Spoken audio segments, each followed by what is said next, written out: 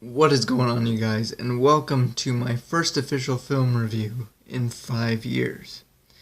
It certainly doesn't feel like it's been that long, and I really don't think I'd believe it has if I hadn't have gone back and checked. But nonetheless, here I am to bring you Alfred Hitchcock's Psycho. Now, this may not be the greatest review in the world to come back swinging with, because I don't really think I have that much to say about it, actually. I feel like it's just one of those movies that tends to speak for itself in a lot of ways.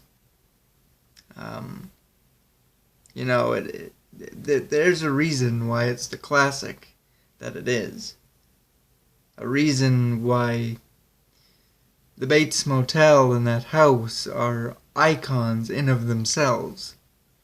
There's a reason why this film has been referenced and so on countless times over the decades. It just seems to withstand the test of time, I guess.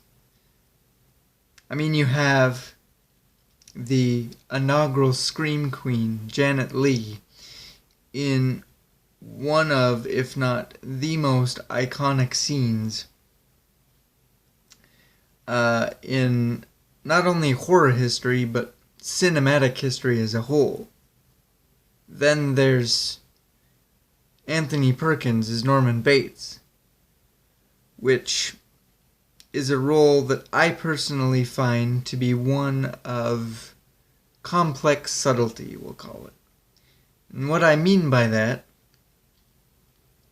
is Norman's primary objective is convincing those around him that he is a normal functioning human being. A little bit on the eclectic side, you could say, sure, but altogether charming, likable, and non-threatening. Now, unfortunately, due to the way that the twist is structured, we don't get to see a lot of those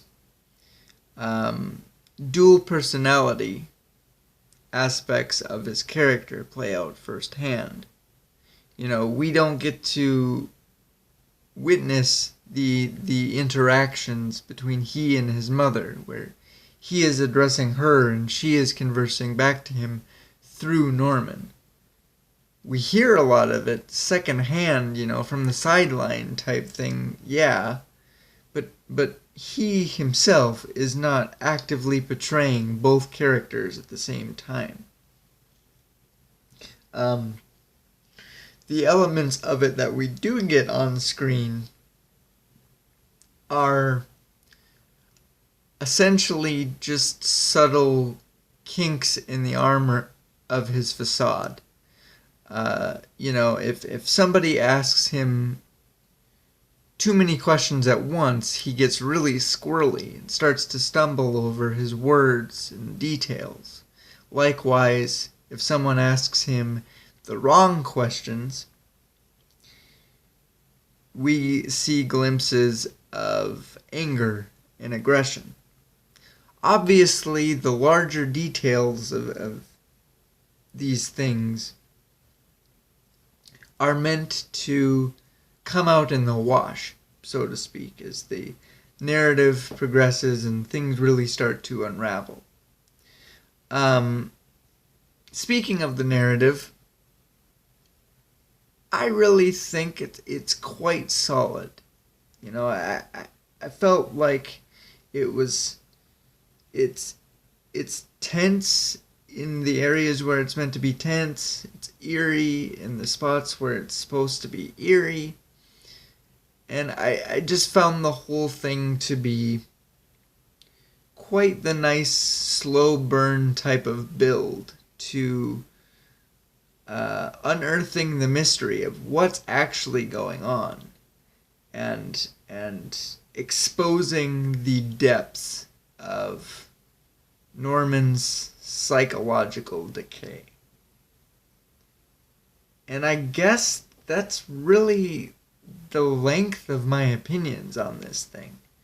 That's really all I feel the need to say. So I suppose I'll just wrap it up here. But have no fear, I'll be back as soon as I can with the sequels.